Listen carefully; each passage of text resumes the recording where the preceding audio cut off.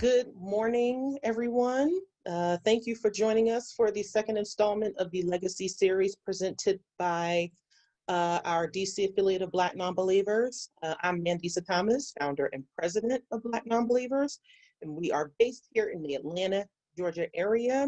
And just to give an introduction for those of you who aren't aware of us, we are a 501c3 nonprofit organization that is dedicated to the support and providing a friendly, caring, festive, and informative community for Blacks and allies who are questioning religious beliefs or who fully identify as atheists, non-believers, secular humanists, etc. And our primary purpose is to, again, provide fellowship, nurture and support open identification, but also supporting those who still aren't out, promoting pride in this identity, and also organizing and meeting with the general public. And you can find BN, of course, right now we are, due to COVID, we are doing a lot of virtual presentations, but here are the number of ways that you can find us on social media. I'm just going to share my screen for a moment. You can find us on the web everywhere. You can find us at our email, at our website at blacknonbelievers.org. It also reverts to .com, so we do own both domains for those who might be a little confused by that. We are on Facebook at Black Nonbelievers. We are on Instagram at B Nonbelievers Inc. Twitter at B Nonbelievers, the B and N are capitalized. We are also on YouTube at Black Nonbelievers Inc. And this session, this event will be shared on our YouTube channel very shortly after it concludes. We also encourage you to donate to Black Nonbelievers. As I said earlier, we are a 501c3 and donations to us are tax deductible. You may also support us at Cash App at Black Nonbelievers. You may also request a charitable foundation giving. You may also support us at Amazon Smile. You may transfer stock to us at TD Ameritrade and also support us through your workplace giving program. And just a reminder, we do have our True Liberation Billboard campaign that is active in the Atlanta area. We would like to take this nationwide, so your support would help us do that. Your support also helps us, with meetings like this. As I've heard it said before, it's free for you to join, but these aren't free to put on. So your support is definitely needed. And also, I'm happy to announce that we are proceeding with our 10th anniversary celebration in January. So we'd like for you, if possible, to join us in person for that in New Orleans. The information is on our website. We do have a streaming option available now, so that if you would like to join us virtually, you can do so. We've also rescheduled the Women of Color Beyond Belief Conference to next year, September 24th through the 26th. And we have also rescheduled BNC Con. So it will now take place from November 7th through the 13th on the Carnival Horizon, which we were on last year. And so registration is open for those of you who have already paid for this year and secured your deposits that will roll over to next year. And so you don't have to worry about re-registering. But if you're a first timer, then that information on how to register and secure your slot is available on our website. So we do hope you join us in 2021 for more events. We hope that you continue to join us for our current virtual events and for some that may take place, of course, safely in your respective cities. Once again, thank you so much for all of your support, your participation, and we look forward to seeing you again in the future. We also have an online store for those of you who would like to sport any BN merchandise, so please do look at our website for that as well. And so now at this point, I will turn it over to Danile, i.e. Rowe, from our DC affiliate. Take it away. Thank you, Mandisa. Can everybody hear me okay? Can everybody hear me okay? Oh, great. Thank you, Mandisa. And thank you to everybody who's jumped on today. Just to let you know, we are in a webinar mode. So some of you all who joined us last week, we had a little bit of a different format. And so today it's a webinar mode. So you'll be able to see all of us as we present to you, as our guest presents to you. And it'll be a little bit different in that way, but you'll still be able to ask questions. And so I'm with saying that, I'm super excited to have our second session of the Legacy program today. And we are welcoming Mr. Verdell A. Wright. He is a doctoral student at Howard University in Washington, D.C. He earned an undergraduate degree in journalism from Rutgers University and a Master of Divinity from Howard University School of Divinity in 2012.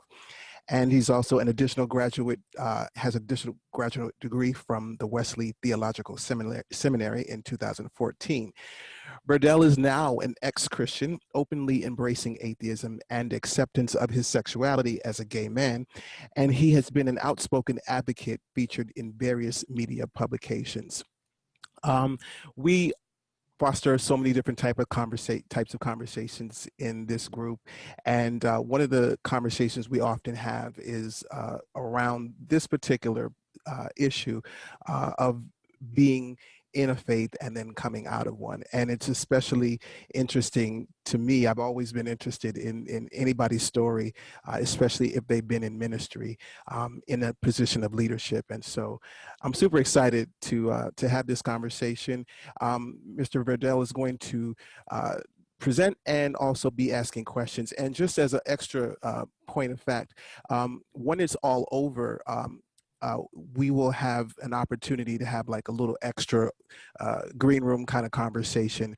And that will be, the link has been provided for that in the program. So if you're in the chat, or if you see the chat, you can scroll all the way up to the top, and you should, well, kind of at the top, you should be able to see a link for the Google Doc that has today's program in it, which is basically most of what I said, but also just some extra links, some articles from our guests, and the Green Room link, which we will have sort of an overflow of conversation once we time out of this particular session. I'm going to start out with just reading a little clip from something that Verdell has written. He says, in talking about himself, he says, "We have what we need, individually and collectively, to survive and thrive. The faith that I placed in supernatural intervention is I now place in myself and our capacity to shape the world together. Some would call this God. I don't. I see it. I see it as the main reason how humans have survived up to this point. I found the power to be me and to be the me that I wanted to be, uncovered after removing layers of dogmatic assumptions and aspirations.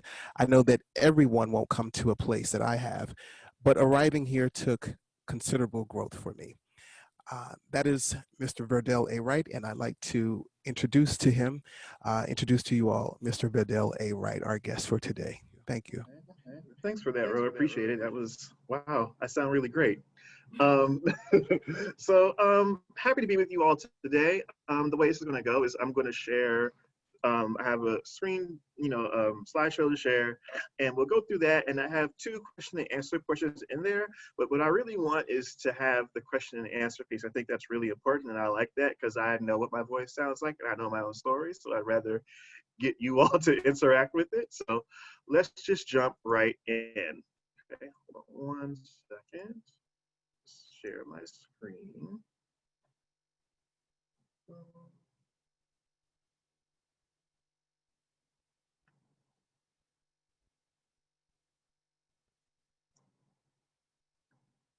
1 second.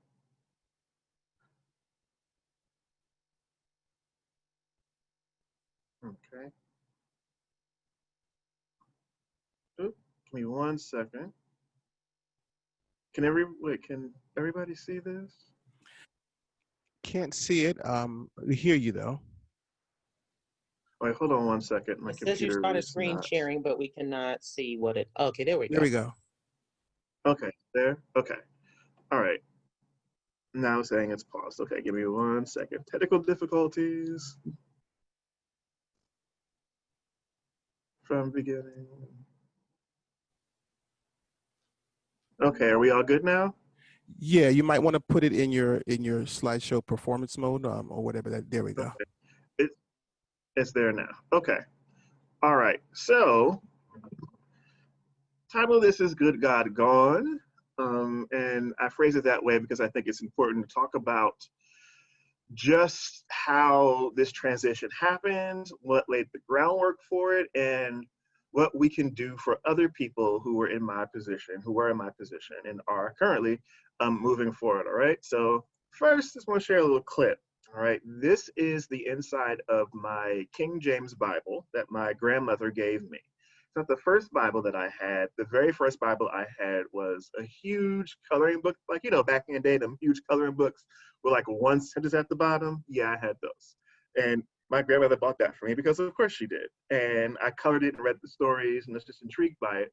But on the left side, you see these notes that I wrote there, and I was just reading them, even again today, just reading what was there. And, you know, this was from a Bible study when I was at Rutgers University, I believe, sophomore year.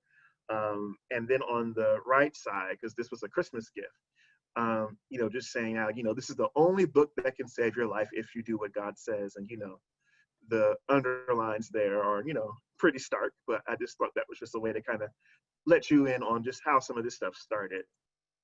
And then here's some pictures of me in various places in ministry. I was in the Christian fraternity that you see down there.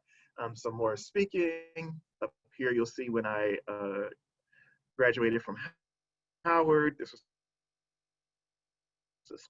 these two are speaking engagements. One was at Howard, another one was at a church I used to work for. Just, you know, how it was once upon a time. Okay, so I want to get into some of what my Christian origin story was. And so, like many Black folks, honestly, I grew up around people who were very, very much into church. And while my mom wanted to take us to church, I, from the beginning, did not want to go.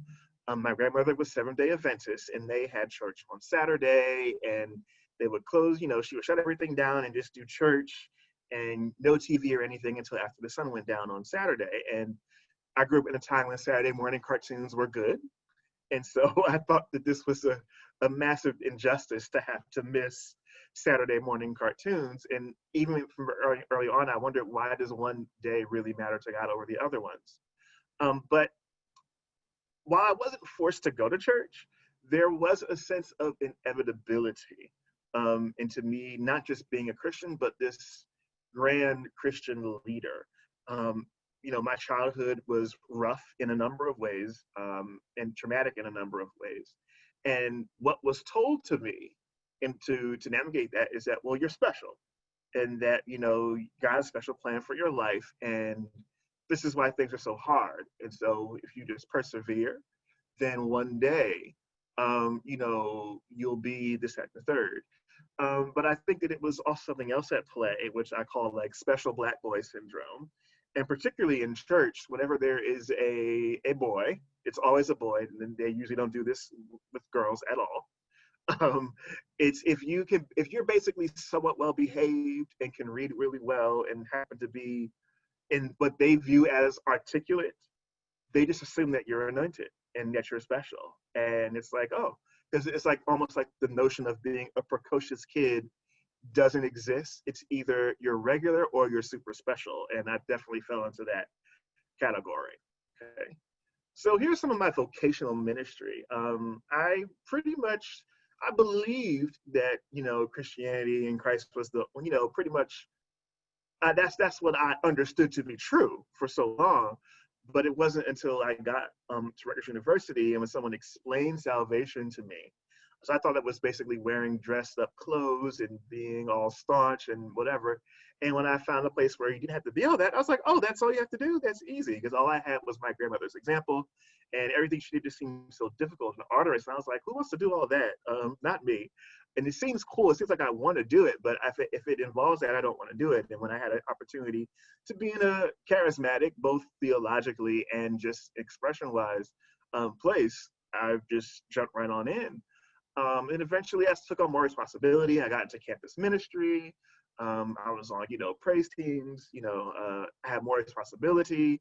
took on more responsibility in the organizations that I was a part of, particularly like Alpha Nu Omega Christian Fraternity, rose up the ranks there and did more speaking engagements, just things like that.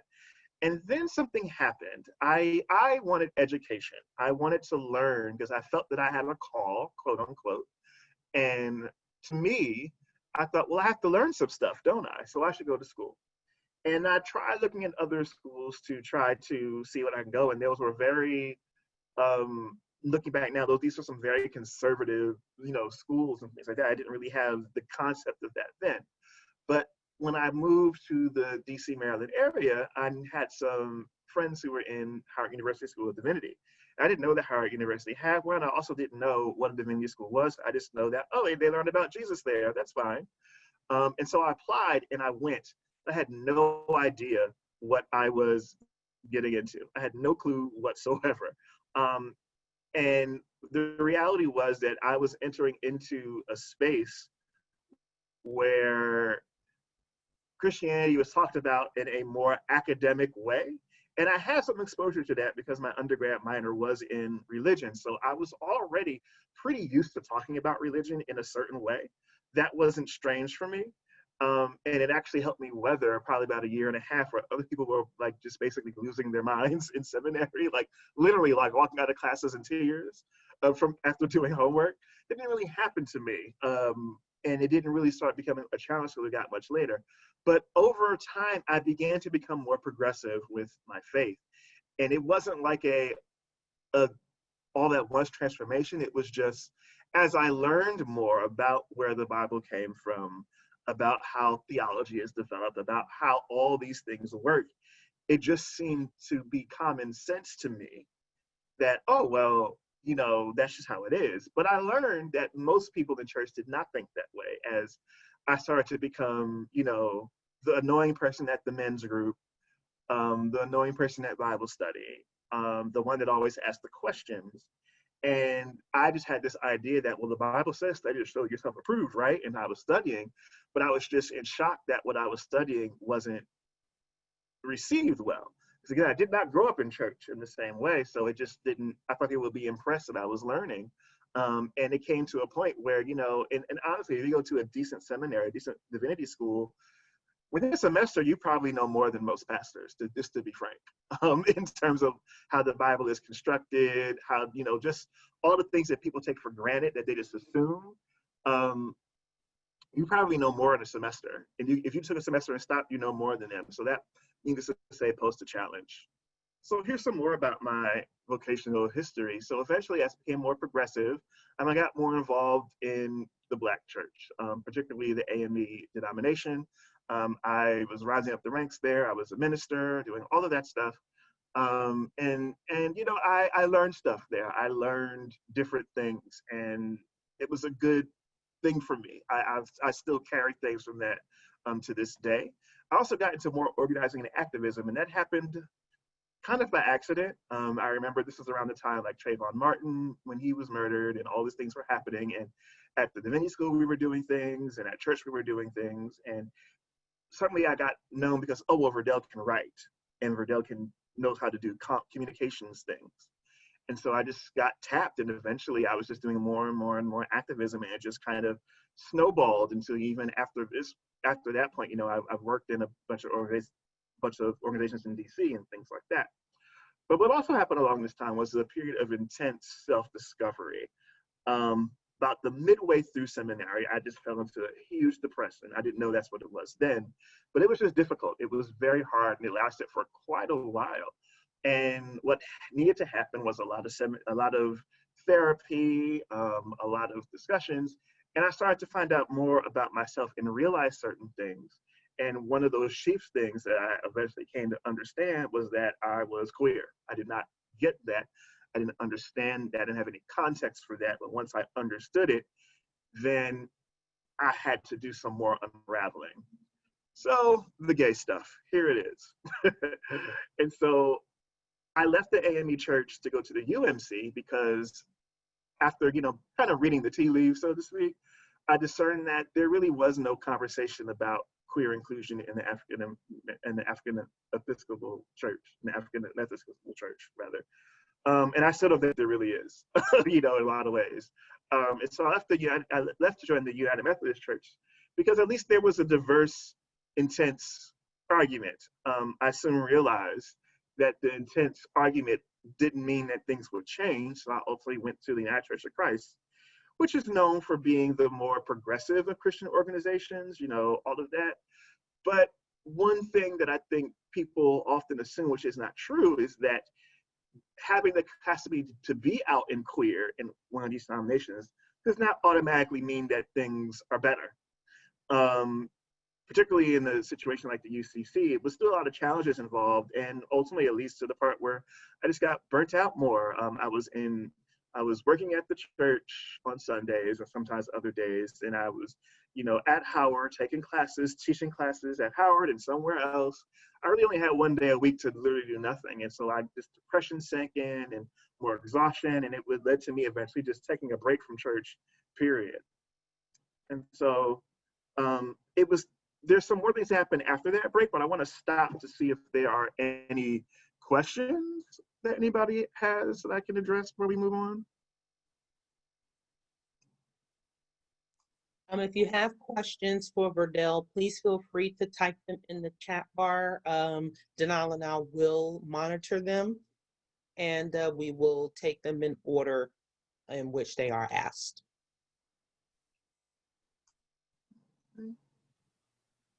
So, if anything pops up. Oops, sorry. You're welcome.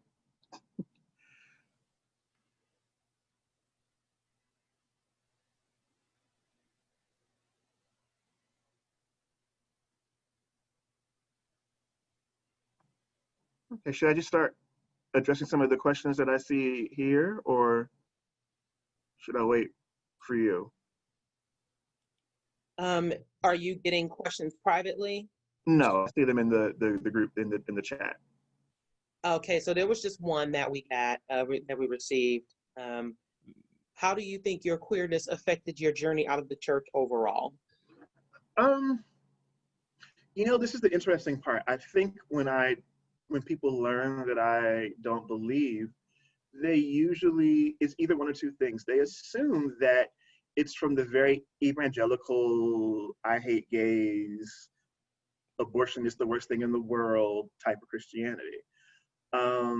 And it actually was more progressive Christianity. And so when it comes to queerness, when I left Christianity, I knew tons of queer Christians who were out preaching about all the way. And so it really wasn't my queerness caused me to shift and change. But I think I was in a privileged position where I understood enough about Christianity to know that I had different options and places to go. And so I did not have to leave the church, at least at that time, fully to actually, respect my queerness and still be a Christian, at least at that time. And I think that's often pretty challenging for people to hear. It's just like, wait a minute, you were with the God that liked to drink and to party and was okay with sex and all that, then why'd you still leave? Which we'll get to in a bit in there. But I don't really think overall, queerness motivated my transition through the different Christian flavors, if you will, but I don't think it ultimately led to my journey out of it. Okay, so we have one more question before we before we proceed. How was your family reacting to these changes in your perspective? Well, I have a few things in my favor. One, I do not live with my family. My parents were in New Jersey, and I never really flat out told them that I didn't believe. It just came up in conversation. Or if my mom would talk a lot about church stuff, I would say, "Oh, I don't do that." And so we never really had a full conversation around it. With my mom, the best conversation I had with her about it was when I was telling her, I was basically giving her my death plan. I was doing an advance directive, and I said, "Listen, this is what I want.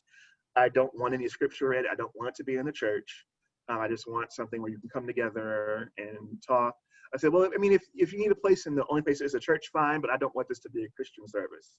I don't want you to, read scripture there. Like I might list some poems, things that I like, but I don't want you to read scripture. I don't want there to be a prayer. I just want you to come together and share memories and support one another in my final send-off celebration and memorial service. I have a Mm. I have a follow-up question for that if we have time. Were you asking that or making those comments to your folks sort of out of maybe not a circular way, but were you trying to sort of have a conversation without having a conversation in saying that, or was there a particular health crisis that you had that gave you some sort of insight to your own mortality? Like, were you trying to deal with, okay, I'm having something's going on with my body and I might need to tell people what I want to happen? Like, what was the motivation for you choosing that type of language or that particular strategy to talk? Well, it's a couple of things. I used to work for Compassion and Choices, working on end-of-life issues and organizing progressive people of faith to talk about like death with dignity and things like that. And so I already have a heightened awareness of that, particularly also from my church work, having to deal with people when they die and they don't know where their stuff goes, and there's or someone's on life support, they don't know what to do. And so I just have a heightened awareness of that, period. And so that was always something on my mind, even before I became an atheist. But even during this time of COVID, I have pre-existing conditions. And so I knew that everything that I could do might not matter. And so I thought it was important to begin to tell people, if this happens, this is what needs to go. This is how, if it gets to this point, you can turn the machine off. I don't want you to do this. We just had a conversation about it, and that's where it came out. It wasn't really like a coming out piece. It was just, and that really wasn't in my mind. It was just, I'm going to tell you what I want, so that way you can do it. And my partner and I aren't married, so if something were to happen to me, a lot of that would fall on my parents. So I needed to really clarify the things that I wanted and who I wanted to be involved in, things like that. So it just came out of knowing, my health situation and knowing that, okay, if I get COVID, it doesn't matter how fit I am, this is going to be an uphill battle and I might not be able to win it. And so it was just about being more prepared. And then that just happened to be a piece of the preparation. Awesome. We have one more question. If you felt guilty about slowing down, what did you feel guilty about and who did you feel you were letting down? Ooh, that's a big question. Somebody should write a book about that. So I think there's many layers to that question. I sometimes still feel guilty about slowing down. I think it's for a number of reasons. I think to kind of start small and then expand out, I think one is just the idea that if you take a break, you're lazy. And I think that's pervasive throughout our culture, is that if you are trying to get somewhere and you happen to stop to take care of yourself, then you're being indulgent. It's like if you don't have a certain amount of money, you can't afford to watch to watch 3 episodes of a TV show or take a nap or something. Like you are somehow irresponsible for taking care of yourself or realizing your limits. And so that is something I've been working through, and I'm getting better at it, but we still have some ways to go. Spinning out a little bit from there, I would say, is coming up in a particular kind of Christian environment where, you are not enough as you are, which is one of my main issues with how Christianity is commonly presented, is that something outside of you has to make you better. And even though you may get that thing, you have to always demonstrate that you're worthy of it, because you really aren't. And so you got lucky by finding out about this special inclusion. And so you need to always demonstrate that you're better. And it's always for somebody else. It's always to appease either people that you see or somebody out there that you don't. And I think a lot of Christians also that I've worked with and talked with, it's like that's a pervasive thing. It's like, well, you got to always do more and always do better because you really aren't worthy. And that even though God's supposed to be love and things like that, it's that God barely loves you. God only really loves you because Jesus jumped in the way. And while I know that there are many interpretations of Christianity, that is the main one that people hold. That's the most pervasive one. When you talk about Christianity, that's what people think of, not the offshoots of progressive Christianity or progressive thought. They don't think that. And I would say lastly, for Black people in general, which I'll get to this a little later on, is that I'm 37. And so I grew up with parents who were boomers. And the whole idea of twice as hard for half as much is so pervasive. And so, that would make me feel guilty sometimes, like, oh my God, I have to work so hard. And I think what changed to help me not feel as guilty was to realize that twice as hard for half as much is actually a result of racism. And I don't participate in racism, so I'm taking a nap. And that has been very difficult, but that is how I resist. I don't want to work twice as hard for half as much. I want to get what I'm worth, and if I don't get it, I'm going to find a way to take it. And I kind of equate that to, our enslaved ancestors who maybe they didn't launch a full-out revolt, but they broke the cotton machine. They didn't glean the field as fast. You know what I mean? Or something like that. And I refer to it that way. So the guilt is something that I work through. The guilt is something that I remember and I also, last thing, move on, I recognize that it's not guilt, it's shame. And for me, guilt is different than shame. Guilt is when you do something that you realize was wrong and you feel bad about it and you're motivated to do something to change it. That is guilt. And in a healthy context, that is fine. Shame is when you think something is wrong about yourself because of what you're doing. And a lot of what people call guilt is actually shame. And when I realized that, no, I'm not guilty, I feel ashamed. How dare I rest? People die so that I can go to school. People sacrifice like this, that, and the third. And that's kind of the pervasive idea that we carry as Black people, when it's like, it's actually not, we shouldn't have had to do all of that. I think that gets lost. Like, we shouldn't have had to sacrifice that much just to have half as much. And so it's kind of like my revolt. And so once I realize that, it helps me to move through it. Okay, can we hop back on the presentation train? You preaching. Yeah, Okay. please feel free to resume and continue. Go ahead. Okay. Let's see. Okay. Hello, screen. Give it 1 second. Sorry about that. Okay, did that already. So when did the unraveling happen? And for someone for some reason can't see it, it's a bunch of strings that are tied together, and it's one little string that's being pulled. And this is the point where I was talking about earlier, where it became a bit interesting for me. I was heavily involved in progressive, and dare I say, like, radical Christianity. Like, I was constantly getting told that I wasn't a real Christian anymore based off my beliefs. I was very much the Christian that loved the Jesus who flipped over all the tables and made a whip. That was my favorite. I actually did research and did a presentation on that, and people were just like, I mean, you're correct, but this is hard to listen to. I was like, yeah, your nonviolent Jesus really wasn't nonviolent at all. That's why he got killed, because he staged a riot, basically. And so there's much more in common with the person of Jesus. There's much more in common with him, with like the Black Lives Matter protesters and even the rioters, than it is with most Christians today. But moving on from that. I began to see some things. One, I realized that progressive Christianity had a lot of issues, the institutionalized version of progressive Christianity. And going to all the conferences, being invited to all the meetings, I just saw how a lot of it just it wasn't up to snuff.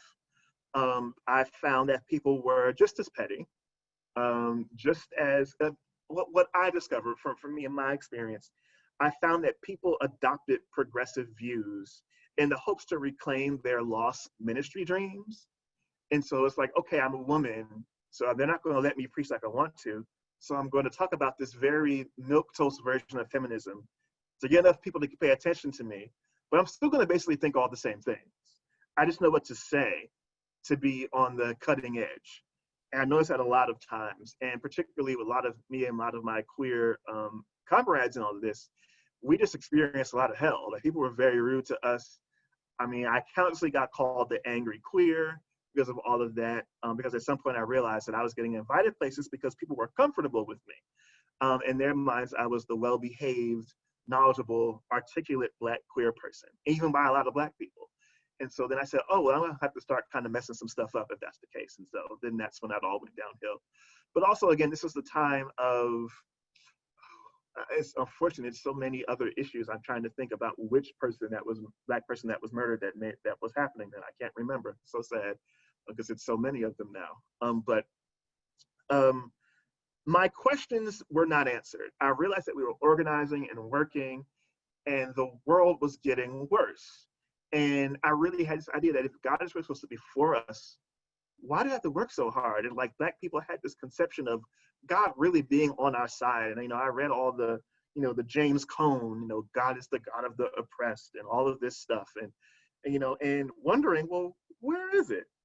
When did it happen? I said, if this is God on our side, we need another God because we are losing really badly. And that's how I started to unravel. I started to ask questions that even made a lot of progressive Christians really struggle. And so I began to kind of tear the thread. It's like, well, where is it? If we are believing God, where, like, it's one thing to believe, like, oh, God, I pray to God and God makes me feel better on my own. Cool. But we're asking God for a systemic structural change. Even much of the scriptures here are asking for a revamping and a redoing of how society functions. And there's none of that here. All of our wins are tenuous at best. Where is it? And it became harder and harder for me to have an answer. And then I eventually encountered the book, Is God Called a White Racist by William Jones. And he was a contemporary of James Cone. And I never heard of this book when I was at Howard. I never heard of this, and that he was critiquing Black religion when Black religion was on the scene, and that no one has ever discussed that in any of the Black circles that I was in. And I almost felt cheated. It was almost like, well, you're kind of lying to me a bit here because you never told me about this. You only told me about how Black theology was the best thing ever.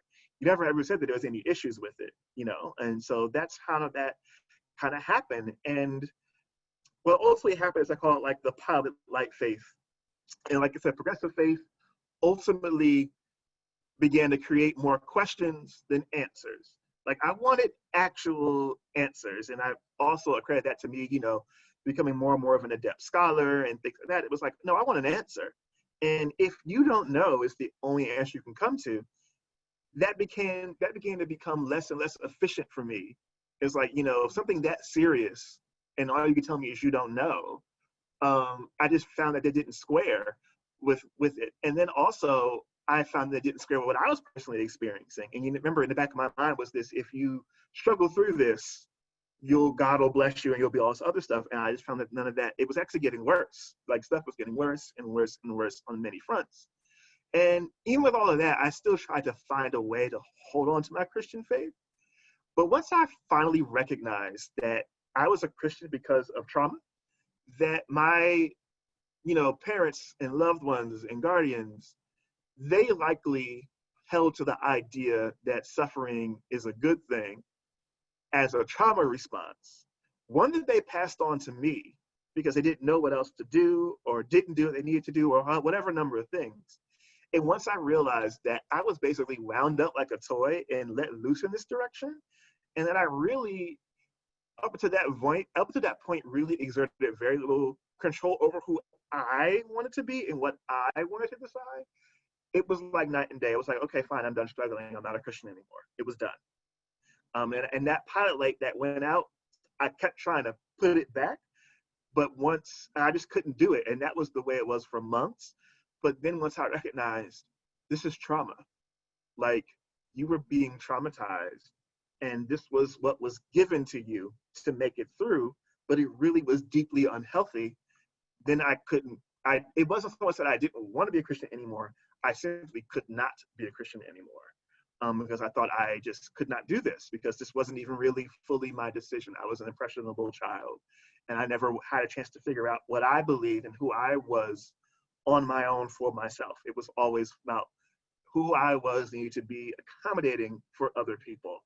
And even though I enjoyed my time ministry and I learned a lot and I still enjoy learning and reading about religion in general, I do it from a scholar standpoint and a hobby and an interest because it's all over the place, not because I believe it. And that's how we got to that point. So, lastly, as you see my wonderful Janet gif, came down to, well, God, what have you done for me lately? Like, where is it? Particularly when Trump got elected, it's like, how is a God that's supposed to be all powerful. How do we get to this point? You know, if you love, I mean, particularly in terms like for Black women are the most religious group in the United States. You know, they are the reasons why churches and actually all types of religious centers in the Black community, Black women are what keep them afloat. And you'd think that if God was actually faithful, that God would support them. You know what I mean? That God would actually give them what they're asking for. And it never happens. And I just felt like it was a huge slap in the face to my own people. That, I mean, yeah, I know that many people won't agree with me, but it's that, you know, I love and honor Black people to the extent that I'm just not going to mess with anybody who doesn't do right by us. And I don't think God has done right by us. If God exists, God is not, in my view, worth our collective attention, because we've asked for redemption and we've asked for change, we've asked for all these things, and we keep dying, and it keeps getting worse. And oppression finds new and more intriguing ways to exert itself. And so let's get into something that I think often isn't talked about, is the actual cost of leaving. I think it's important to talk about that, because often it's like, you know, leave is the best thing, whatever, and I wouldn't change it for the world. Ironically, it's a scripture that comes to my mind. I think about this is basically when Jesus says, what does it profit a man to gain the world but lose his soul? And connotations aside, that still kind of rings in my ear, because, you know, when people are Christian, yes, it's about the faith, but it's also the human things that they get from it. You get connection, you get affirmation, you get community, you get all of these things. And all of that was thrown into flux for me when I left. I'm very happy now with the friends that I have, and I still have a fair amount of Christian, well, a decent, I won't say fair amount, a decent amount. But those Christian friends are, one, their beliefs, even though I don't share the theism of it, they have beliefs that if you said it in church, everybody would tell them to leave. And they're very much about including everybody and being yourself, that if you were to take the God stuff away, we would be basically saying the same thing. And so that's basically the type of Christian friends that I have now. But so many Christian friends, including a lot of Black gay Christian friends, just basically stopped talking to me. They didn't really know where to put me. They didn't know how to respond to me. And that was very hurtful. And so, you know, for a lot of people, as much as being gay or queer is on the forefront of their mind, they're still very Christian. They just happen to make enough space to escape the shame that they may be feeling because of being queer. But when the rubber meets the road, they're still very traditional Christian, and that's very hard to break through. And so it was hard. I also lost my connections, for what it's worth. You know, I self-actualized myself out of a job.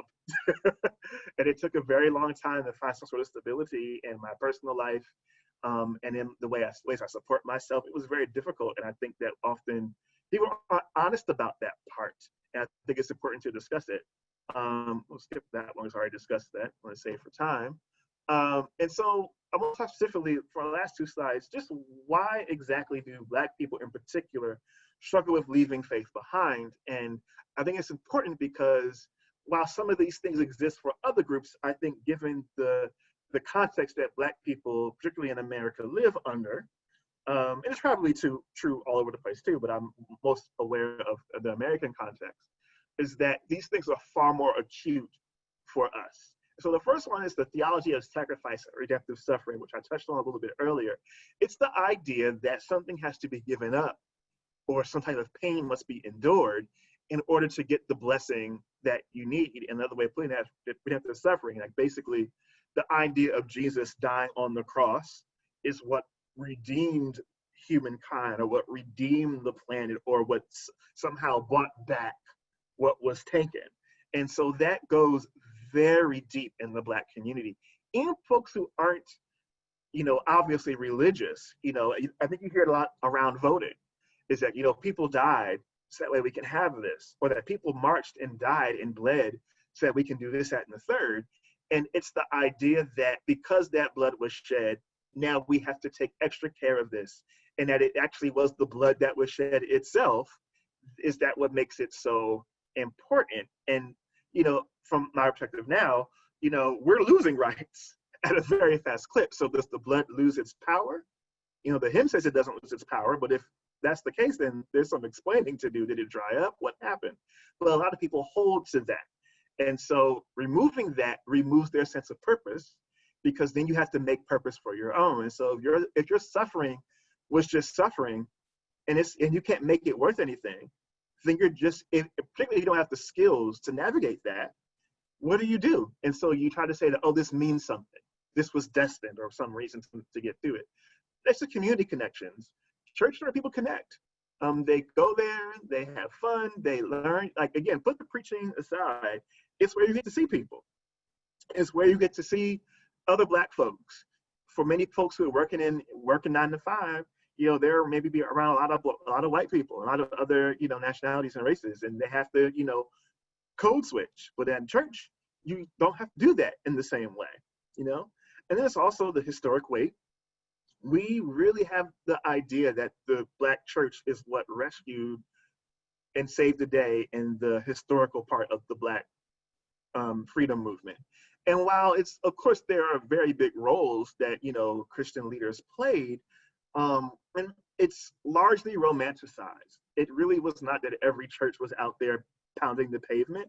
And the idea of the Black church in justice is actually kind of complicated, because as soon as, let's say, the AME Church was founded, Janera Lee, a preacher, a fiery, talented preacher, came to Richard Allen wanting a license to preach, and he said no. And I think that's just, it's emblematic of the issues that the Black church has had going forward. It wasn't just cut and dry, we fight for justice.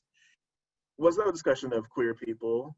Women, no. You know what I mean? It was a very type of Black people. They're going to wear suit and ties and look respectable rather, and that's how we're going to get all the stuff. But then lastly, I think the one thing that people fail to realize is that for all of its issues, church is still one of the places where you can be a Black person and be, well, I mean, given what happened in South Carolina a couple of years ago, not even that anymore, unfortunately, but we can't go to Starbucks and sit. And when I was explaining to a white friend, it's like, if you leave your church, it'll be hard. Your family might, not talk to you for or whatever, but there's places outside society where you can go and still connect because you're white. You can go to yoga, you can probably afford to go into CrossFit. You can do Kabbalah or something. Like, you can go other places. These places are not necessarily set up to be welcoming for Black people, even if they have the Black Lives Matter sign on the window. They just aren't. And so these are some of the reasons why, and things that we need to address if we're going to help more people come out of it. And so how to reach more Black people? How do we do that? Actually, wait, sorry that for a second. These slides are out of order. So sorry. Now we're back. And so specifically, what do Black clergy need to leave? As being one, I think I can speak to that experience. One is a safe place to share. I can't tell you how many clergy are basically atheists who preach on Sunday mornings because they don't have anything else to do. The church is the one place where they can express their talent. It's one place that they spent their time to train, and it's where they're given respect and admiration, and they wouldn't know where to go if they had to leave. And so, but they have deep doubts. And so they need a safe place to share where they aren't being judged, where they're learning their transition. But they also need is employment transition assistance. Still, for many Black, I think the idea people have is that preachers are just trying to out and steal money. And while of course that's there, most pastors barely break $60,000 a year. Pastors are broke, as to use the old church phrase, broke, busted, and disgusted. They usually are. And if they were to leave church, that would be a sizable portion of their income gone, And so I think the perception of that is like, oh, well, you're a preacher, you got all this money. They usually do not. Collectors are calling them left and right. And so often it's an issue of survival. I don't really even like this. My mental health is bad, but I can't just up and leave this. And I say they need community. They need a place that they can feel they can go and talk and share and, again, feel safe. And now, the last slide. Just in my view, how we can reach more Black people, particularly more Black Christians.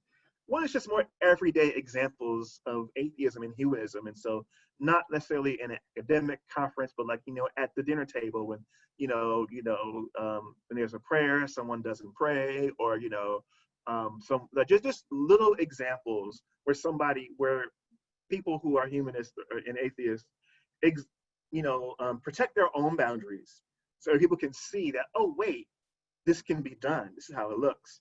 And also, I would say this will help a lot for what I would call secret atheists.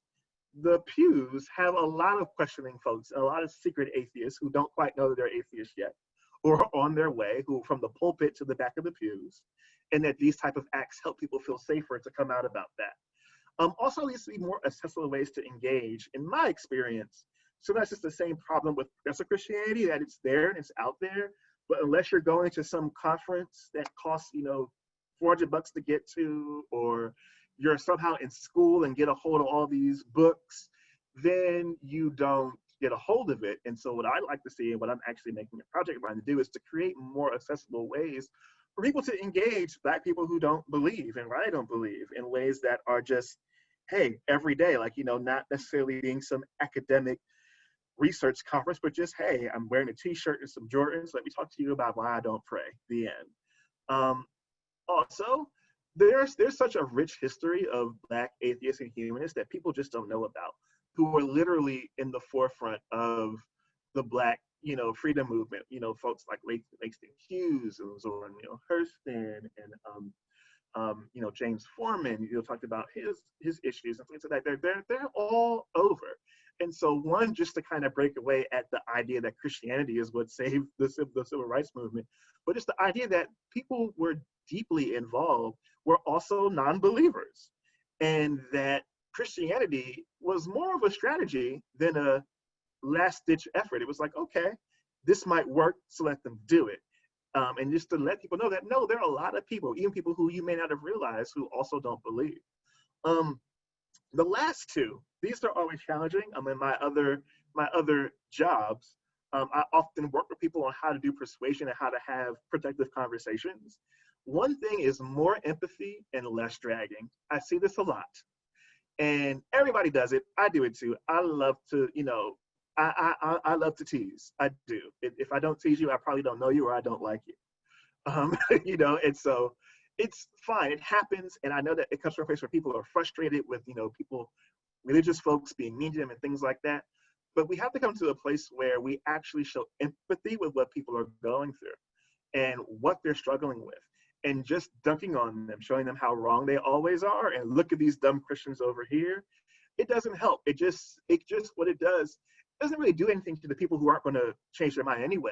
What it does is the people who are questioning and wanting to do something different, they're more hesitant because all they see is the vitriol coming from another side. And that leads into the last point, is we can critique all day, but be mindful of the ways we're critiquing. Am I critiquing from a place of trying to say, my views and to show the harmful examples? Or do I just want to seem smarter than the Christian who annoyed me yesterday? And really condition and discipline, ourselves more to really be that place. Because that is a staple of Christianity, to show, hey, I know something you don't, and I'm better. And so because I don't do that anymore, it's important to me to say, no, I will critique, I will say if something's wrong, but my goal isn't to belittle you, because honestly, you're probably being belittled enough. That's why you're still there. And so that's just some things that I noted. And now we did that already. And so now we can dig into some more Q&A. So I have a question, Verdell. Mm-hmm. So one of the things that I noticed, that when I got involved in the community, and I come from the Black conscious community, if you weren't aware. Mm-hmm. So there were already some secular influences that I had that I know that other Black folks didn't. Mm-hmm. So in coming into this community, I realized that there was already a history of secularism. Mm-hmm. That, and so the things that you said are, are indicative of what many Black atheists who came before me in this movement have been saying. Mm-hmm. So in your work and in what you're trying to create, Siri wanted to be in a conversation. So in your work, have you been looking to what has been done before and looking to incorporate with what organizations like ours are doing now? Mm-hmm. Absolutely. In my religious work, particularly my progressive religious work, that was what I was doing, and what gave us the success that we had is taking what was already there Because it wasn't so much that what was there needed to be changed, it needed to be reconfigured so that way somebody who didn't have 50 million degrees or didn't, go to the African, to the American Religion Conference could hear. And when we did that, it would work better. And I think the one thing that's cool is that what I've seen is that there are people who are already aiming to do that. When we were coming on the scene with Lexi and the Richard scene, nobody was really doing that, at all. But I think that it's important just to, when they are, it's not so much that it's not happening, but to make more of it. And so what I've found is to, along with my own work, is that I try to highlight other folks. Here, this person is doing this. Or, hey, I know a person likes to read books. I'll share about a book that I read. Or, if I do some writing, I'll be sure to know other people. So that way, it's not just about me. It's like, well, look, there are other people who are here, probably right under your nose. Like, maybe you didn't go to the conference, but you might have a library card and you can go check out this book by Langston Huston, or you can look up this poem that he wrote, or see this quote from Zora Neale Hurston, or something like that. And so it's important to me, because there is such a rich history of it, to not pretend it wasn't there. And sometimes people come and be like, oh, well, I'm going to do something that was never done before. And I guess being a professional researcher, you learn that usually somebody at least touched on what you did before. And so you just have to look hard. Maybe it wasn't widespread. Maybe there was something else to make successful, but original thoughts, it's not often that they're original, it's that how they're presented that makes a difference. And so it's really important for me to do that, because I want to show people that, no, it's not just me. I'm not just a random person. Look who all is here, who's doing this, who look like you, sound like you. And so that way it can't be, oh, well, you went to, the thing I get is like, oh, well, you went to all those schools, and, they assume that I went to like all white people schools. It's like, no, I have Howard degrees, and I was in the Black Student Association at Rutgers and all this other stuff. Like, I'm not like, yeah. And so, but I was like, look, see this person, look at all these different types of people, how they are presenting. It's not just me, and it's not just who you might think it is. And so, yeah, it's really important to me in my work. Thank you. I love so much of what you said, and there's so many points that I want to pick up on as we continue asking questions. Two things that come to mind. I want to ask about the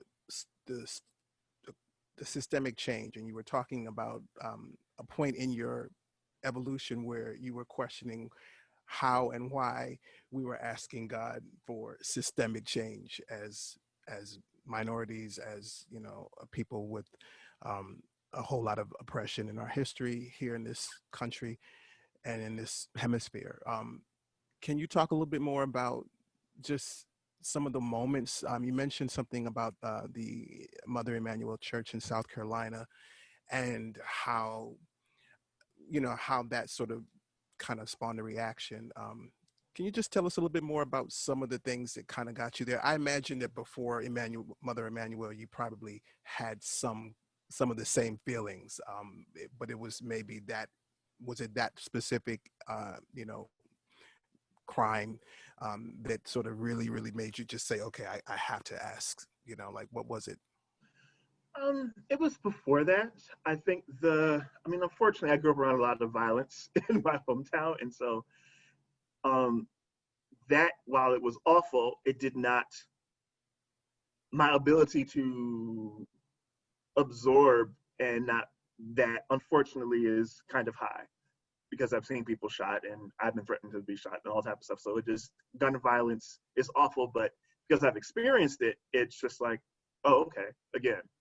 But I think for me, what really started to change, one, I think it was at Howard, because that's when I became aware of structural realities. I wouldn't be able to have named it that then, but it's the idea that, and again, people who theologically I disagree with now, clearly, but people who really were about trying to help people and trying to change systems and being honest about things and say, look, we've got to gather together and find a way to change this law, and just seeing it on both sides. I went to Howard at a time when same-sex marriage was being fought tooth and nail in Maryland and D.C. And there were literally protesters in front of the school that you had to walk through to get there. And so it was a really wild time. So I think seeing that just helped me to understand that there are things that that your personal effort doesn't automatically equate to progress in these things, that it's how things are set up. It's like the rules of the game, so to speak.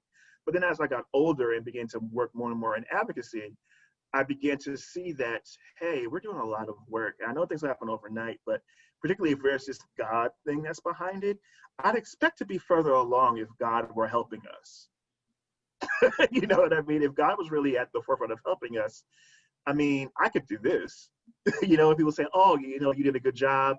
Oh, that was all God. And it's like, well, it wasn't that good. You know what I mean? Like, you know, if God's saying it, think that God could hit that high note a little bit better. You were a little bit sharp, sorry, you know, type of thing. And so it just kind of started with that. And that began to unravel. It's like, well, where is it? It's like, not that the systemic change doesn't need to happen, but if God is the fuel, the impetus of all this happening, it just felt like it was a mascot. It was like we were talking to Mickey Mouse, trying to say that, oh, Mickey Mouse, help me find the food court. And then Mickey Mouse just sits there and waves at you and doesn't help you. Yeah, I agree. It seems to me that like so much of the work that we're doing and so much of the fear that we have, you know, the good fear, I guess, when we use it for good, the premise of all of that seems to be that we know we have to do this ourselves. You know what I'm saying? Like we know that like we're on our own with this, because otherwise we wouldn't be so scared about it. I mean, if we could just pray and it'd be taken care of, then what's the point of being fearful, or what's the point of advocacy, or what's the point of, you know, trying to change laws if you know that God's going to do it? Mm-hmm. I mean, yeah, somebody, and I think for a lot of people, I remember a phrase that somebody was speaking said, is like, a lot of people have a very irresponsible Christianity. It's just that, oh, I'm going to pray about it and the environment will be okay. The laws will be fine. The election will happen just fine. It's like you're going to go in somebody's house, mess up the room and not try to help clean it up. And a lot of people's Christianity is like that. But I do think that inherent in most ideas Christianity, it's like, in my experience, it's been very challenging to get, I would say, especially with Black men, it has been very hard to get them to understand the structural realities, particularly when you're talking about those things, particularly if they're Christian. If it's about race, then they're more likely to get it. But it's a very particular idea of race and what it looks like. And it doesn't involve anyone like me, or it doesn't involve women if they're actually, you know, want to think for themselves. Like it's a very limited idea of race. And so, and it's based on their faith. Well, God will handle it. This is how God wants it. It's like, it's just enough for them to be free, or not even to be free, enough for them to act like white men. That's really what it is. But yeah, that's where that came about for me. It was just seeing the structural realities and seeing that, wait a minute, if we really are out here talking and praying to God, and Trump got elected, and the voting rights laws gutted, and all these things are happening, is God asleep? Does God have to charge up? Why did it take 400 years for slavery to end? And why did you need to have a bloody war to do it? And why did you let them take us? I think that's the point that I also get on folks' nerves with, when they say, well, what about, you know, we're just from the homeland? I'm like, well, where was Ocean when we were on the slave ships? Where were they? We got dragged. And so if they're there, they didn't help us either. You know what I mean? So I think that, you know, it's just the idea of thinking about that in general, about where is the actual practical experience. And in the Bible, like when the Israelites and the Hebrews and everything wrote about deliverance, they didn't mean like, oh, I feel better in my soul. It was like, God delivered us. We were having these bad things happen, and God made a different, better thing happen. It was very literal.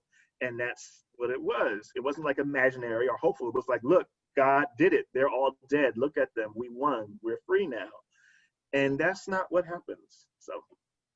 Yeah, Mandisa and I, we all talk about these things so much, especially with us kind of being grown up in a conscious sort of, active Black thought community, you know, of parents and you know, people around us who were steeping us in the sort of the knowledge of our elders. And, that's one of the things that gets overlooked in those conversations, is how we sort of venerate and romanticize our African provenance. Not so much, I shouldn't say the provenance, but how we venerate and romanticize the state of our living, sort of 16th century, you know, and like we romanticize that, and we pretend as if, you know, everything was just, there was total equilibrium, you know, and there was total rationality going on in terms of our beliefs and our motivations, when we know that those beliefs and motivations in part are responsible for what was to come.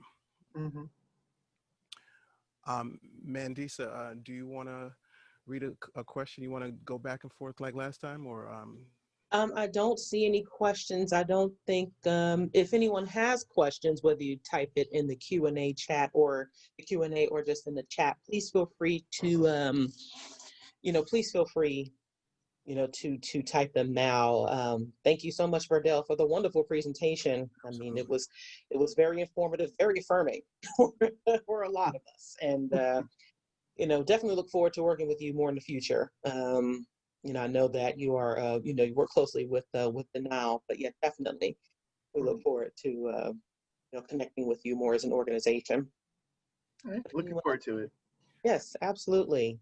I have plenty of questions that I can kind of, I don't want to oversaturate it, but there was some stuff that I wrote down in addition. So in the meantime, if I can just ask, you mentioned, in talking about the guilt and the shame and the sort of the memes essentially that Christianity teaches us in our upbringing, that cause us to have guilt and shame, and to also not be able to distinguish the two, kind of like you were talking about.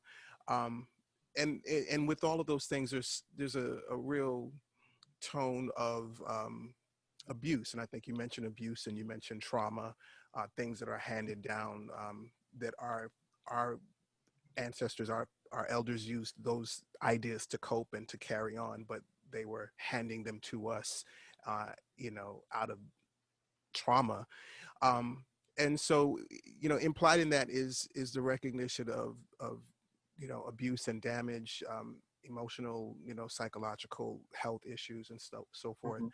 I imagine that your exit from the faith was as much to do about, you're not being able to square the circle of the theology, but it was also about an active choice for healing.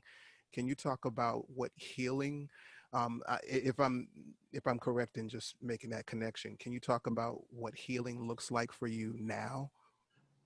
Well, it looks like a number of things. I think one, I had to change my definition of healing.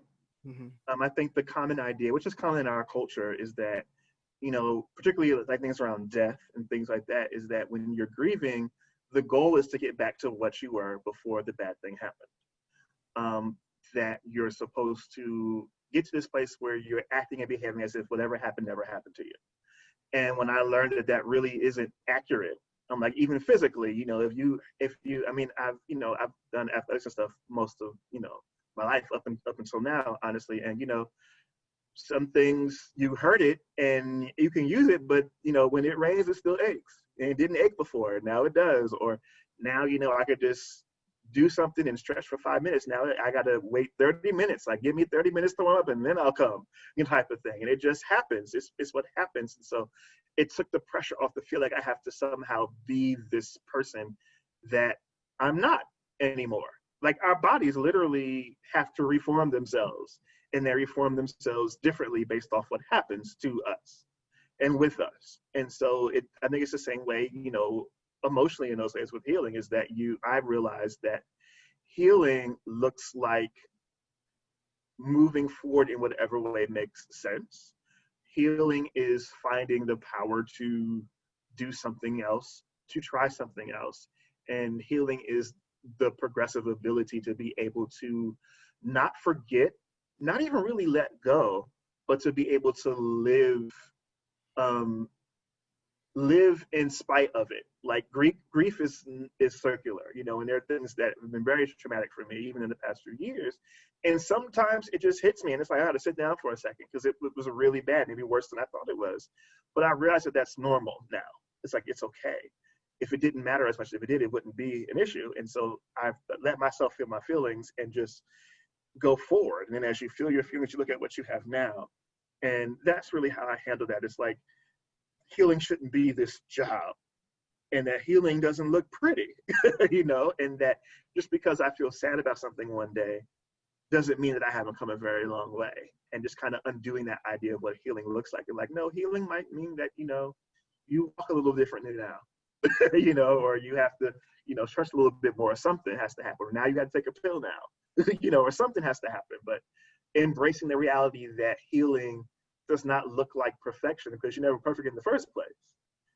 And that you basically have to respond and remake yourself in light of what has happened. It's really freed me up to acknowledge the healing that I've already done and continue that process in the future. Do you have Awesome. oh, go ahead. So there's a question in the Q&A chat. There's a question as to whether non-Christian churches like the Unitarian Universalists offer anything for Black atheists. So, well, I'd be biased. I'm in D.C. and there was a dust up around that issue with a church, a big prominent church in D.C. around this. So I have attended and I've pursued that. I know some cool people there. I think that the challenge is that for Black Christians in general, people come from that environment, even if they don't want the Christianity, people like the environment, the singing, the cultural aspects. And if you go to a Unitarian church, you're not going to find any of that. Maybe in February, but that's it. And that's the challenging part, is that, and even myself, it's like I've gotten to the point now where if I hear a Christian song I'll listen to it because it's like, oh wow, they I like the singing, or this brings back a memory, but I don't believe it. You know what I mean? It's the other stuff around it. And I'm like, oh, that's cool. Cool. I appreciate it now. And I think that's the issue, is that particularly for Black church, is not just faith, it's also the Blackness component that people get out of it. And going into other spaces, you often don't get that. You might be one of 10 people of a church of 500. And you might be, on the committee of the Blacks. You know what I mean?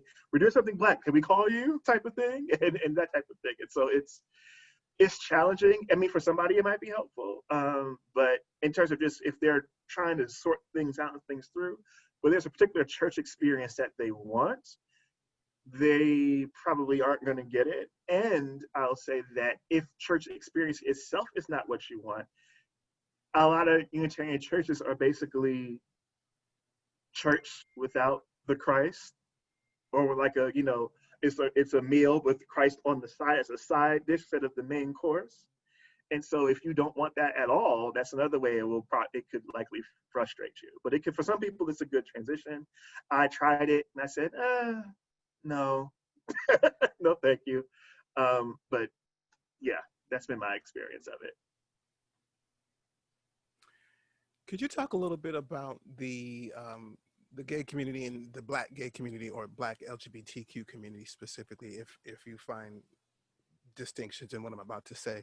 I have found, since my own coming out as a non-believer, first for me was the queer part, and that was related to theology, but then later on it was the coming out, as in my case, I identify as bi, which we can maybe have another conversation another time about that.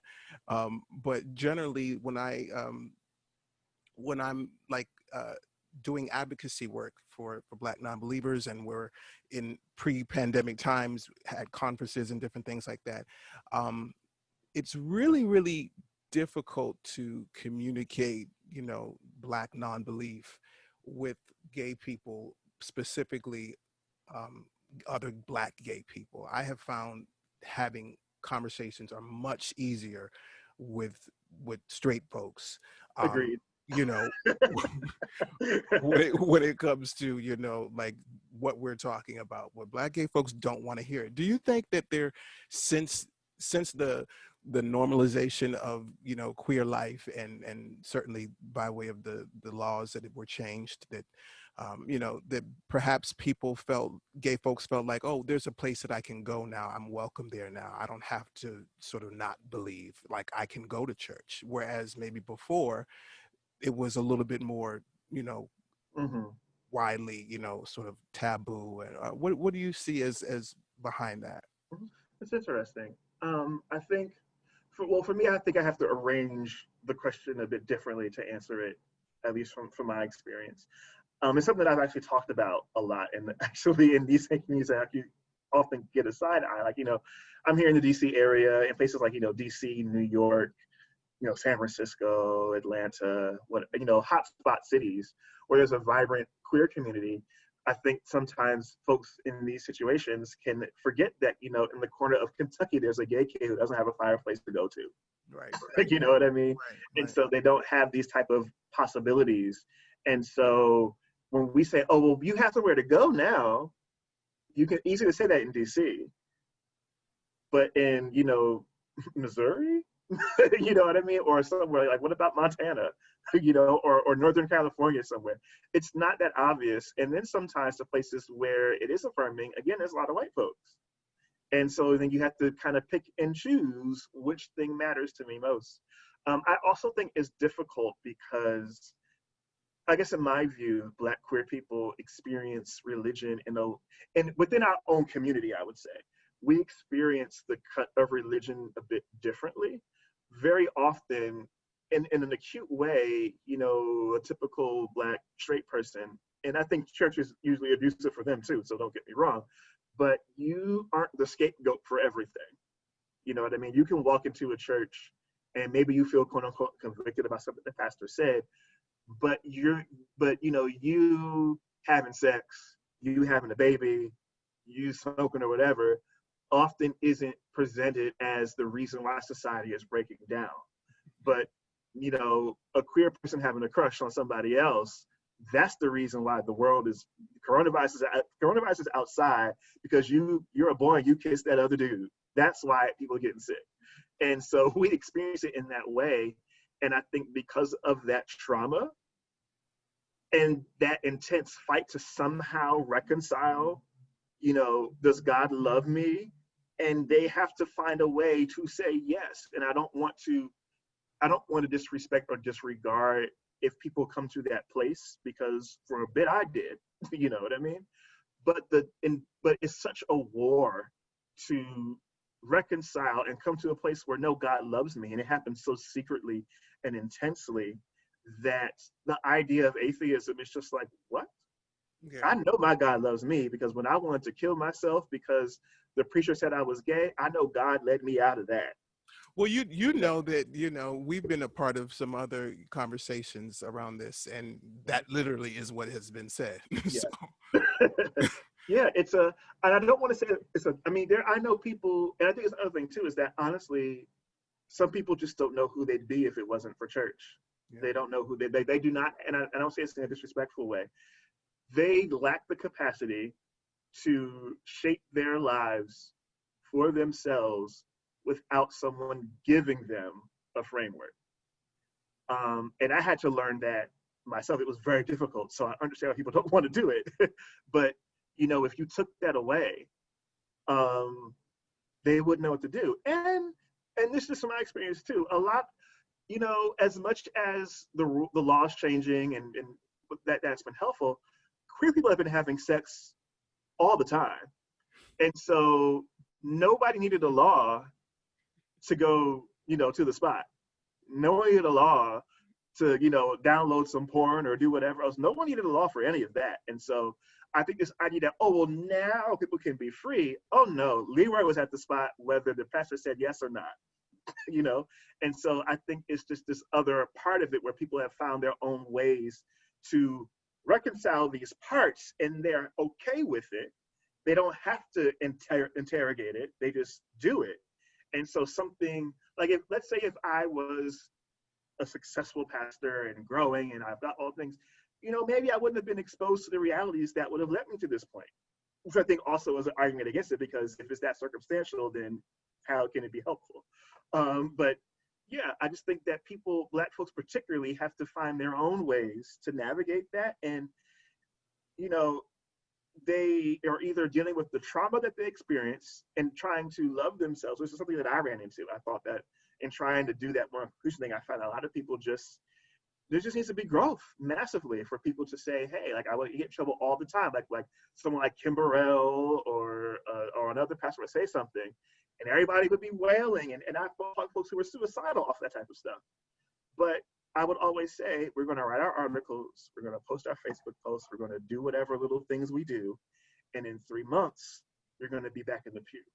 So why are we doing this? At the very least, what are we going to do that's for us, by us? Why are you telling me, like, you're wailing about how awful these folks are to you, and you are downloading you bought the latest Donnie McClurkin album? Let's square this somehow. Yeah. And, I asked my questions were two piercings, so people didn't really like that. But it was just those things, like, people have the trauma they have not resolved. They still are trying to figure out self-love because it was taken from them. And to them, it was always, well, sure, I could preach in the morning and freak in the evening. No problem. They didn't see that. And so I think that's why it's a more challenging conversation. And I think that point about redemptive suffering that you mentioned, that we all are aware of, plays into that pathology and that mentality of, the sin and the redemption, the sin and the redemption and the sin. It's sort of a trap door that you can keep going in and out of. Mm-hmm. And it can be incredibly, harmful when you're talking about people who are sexual minorities, or people who are just, most of us, are sexual folks anyway. So mm-hmm. regardless of whether or not you're queer or not, if you're, young and an adolescent, if you're a young girl, if you're a young boy, and you have, experiences, you adopt the guilt and shame, mm-hmm. you repent, you suffer with it, you repent, mm-hmm. You renew yourself, and you think that you're good, and then sooner or later your human nature comes back in, and then you just keep doing it. It's a vicious cycle, and you don't know how to get out of it. It's like, hey, I have these natural urges, I act on them. Oh, these are wrong. I'm bad. I have to suffer. God help me. Then I'm good again, and then we do it all over, and they don't know how to get out of it. Yeah. So I have a question. With that being said, because there was a lot of talk, and I absolutely agree about, the guilt, the shame, the trauma that can come from being raised religious. Mm-hmm. But yet at the same time, there is a community component to it. Mm-hmm. There are some ways where, some people can feel affirmed. And I think that this could be said by any community that you're brought up in. However, when the basis of that foundation can be, suffering or shame and denying who you are, can we call into question how effective the church has been for our community? Mm-hmm. Is that a valid thing to be angry about? Mm-hmm. Oh, and yeah. I'm sorry, I didn't mean to cut you off. No, I'm finished. Oh yeah, I absolutely agree. And I think more to what you were saying before, to your point, people have been doing that since there was a church. Literally in the 1800s, as soon as there was church, people were like, I don't know about this. This doesn't seem to make sense. And so I think it's important because that voice always gets drowned out, even by Black religious scholars. It's like, it doesn't exist. It's like, it's literally right here, beloved. Why are you ignoring it? What type of research is this? And so that's why I'm not in those circles anymore. It's like, research is basically like studying for Bible study, not actual research. That's the T on that. But I think it's important. And I think if you care about anything, like what James, I'm going to butcher the quote, but James Bond said that, I only tell you about the things that are wrong because basically I care about you, so to speak. And I think particularly now when the centrality of the Black church is deeply in question, they try to assert themselves at the center of the movement, and people were just like, nope, so sorry. Kind of glad that happened because they were posting Black Lives Matter, flyers with police in them. And it was just like, okay, you clearly don't get this at all, do you? I wanted to do a study on that. I just didn't get a chance to. It's like, yeah, every church I've seen has had some type of Black Lives Matter with police officers in it, and I don't really think they don't get it. But I think it's necessary. I think it's really, you can acknowledge, I think that it's because the church is all that was there. That was the only options. And the same thing with we created Black fraternities and sororities under the same thing. We needed our own space for us to do our own things. It's the reason why these things endure is because there's something, yes, it endures in other communities, but there's this extra layers that where else do we have to go? And acknowledging that, atheism, even though they did not present something that was the same way for them, at that time when those things are being built up. And so I think it's important to call those things out because, yeah, you know what I mean? Like, say, no, I love Black people. And when Farrakhan says something ridiculous, that's wrong. That's not caring about Black people. Or, here goes, I can think of so many, silly preachers that say things like, look, I know he bought computers for the center, but what he's saying is wrong. That is wrong. And, that's not, I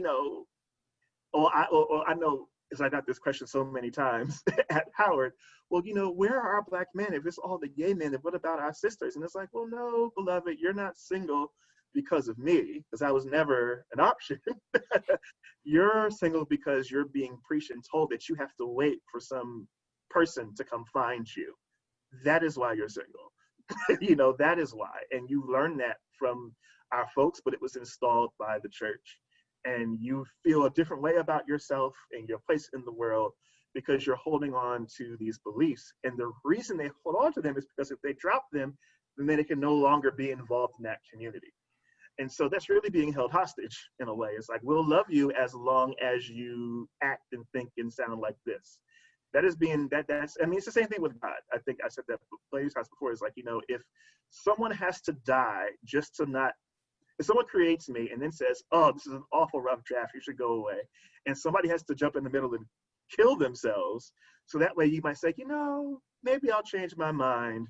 Maybe I'll just hold on and see if you do better, and then I'm going to burn you up. How can you think that you're worth anything if even that love, like that's the love of an abuser? I'm going to beat you up unless you believe in this person. And I still might if you don't do it the way I need you to. And that's what we learn. I think that's why the church, Black or white, whatever, we struggle with consent, because there is no consent in Christianity. You have to submit. I may say it nicely, I may say it lovingly, but you have no agency. You have no consent. You either do this or it's over, so you don't really have a choice. And if you're never given a choice, you don't know how to make choices for yourself. And so that's something that's very important. And I think that's why it's important to say, hey, I heard that. I have an issue with what that person said, and here's why. Well said. Well said. Well Absolutely. Said. Well said. Well, I think we can put a pause on it for right now. Mandisa, do you want to say a few words before we sign off? Thank you so much once again for a wonderful presentation. Looking forward to next week. Once again, you can find more information on us on our website, blacknonbelievers.org. The links to register for our 2021 events were placed in the chat, but you can also access them directly through our website if you would like to attend our 10th anniversary Women of Color Beyond Belief Conference and BNCCon 2021. Of course, the events that we have monthly are open to everyone as well. So please do continue to engage and participate and support us. Thank you. Mm-hmm. Thank you. Yeah, this has been great. And I've had this on the radar for such a long time, everybody. I've been talking with Verdell for months and months about having this opportunity, and I hope that we can continue to work together with BNDC, with Black Nonbelievers, and just remain in fellowship together. I'm an admirer of yours, so it's been a real pleasure to speak with you. Also, we forgot to thank the American Humanist Association for co-sponsoring this. So, yes. Absolutely. Absolutely. Thank you to the AHA, who we also work with. And so everybody should have, like I said, there'll be a little after chat. So anybody who, wants to, just kind of like unwind a few more questions or comments, the link is in the chat. Hopefully everybody has that. And also the sign up links for next week's presentation. We're going to have Dr. Sabrina Dent. She's going to be on with us next Saturday, also at 11:30 a.m. And I'm excited to have her as well share her story and her activism and advocacy with us. She is currently the senior faith minister or advisor, at the Americans United, AU, Americans United for the Separation of Church and State. We've lobbied together, we've presented together. Mandisa has worked with her a number of times, and we are all just admirers of one another. So she's going to be our guest for next week, and you'll be able to sign up for that on Meetup, or you can pre-register through the link that's in the program. Hopefully everybody has a program. If anybody doesn't have it, I'll put it in there right now before we sign off, so you can grab it and click it. It's going to be a Google Doc. It should be open, and you can see not only today's program with some information about Verdell and some of the writings that he has, but you'll also be able to register for next week's session with Dr. Sabrina Dent. So with that, thank you to everybody. Thank you once again, Mr. Verdell. Thank you to Mandisa for being a wonderful co-host and kind of having my back when we have a few difficulties. I appreciate you. Thank you once again to the HA, and thank you to all of you who joined on today. We'll see you next week. Bye. Bye.